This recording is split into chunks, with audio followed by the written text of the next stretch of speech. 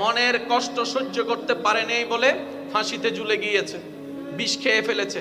অপমান সহ্য করতে পারে নাই বলে সে সুসাইড করেছে। আত্মীয় স্বজনের কথা সহ্য করতে পারে নাই বলে সুইসাইড করেছে। পরীক্ষায় ফেল করেছে বলে সুইসাইড করেছে। কোনো প্রিয় মানুষের থেকে আঘাত পাওয়ার কারণে সহ্য করতে না পেরে সুইসাইড করে। আঘাতটা কোথায় লাগে? কানে, পেটে, হাঁটুতে নাকি? কারণ ওই প্রিয় মানুষটা যার থেকে আপনি আশা করছেন তাকে আপনি ব্রেইনে রাখেন নাই, কানে রাখেন নাই, মনে জায়গা দিয়েছেন।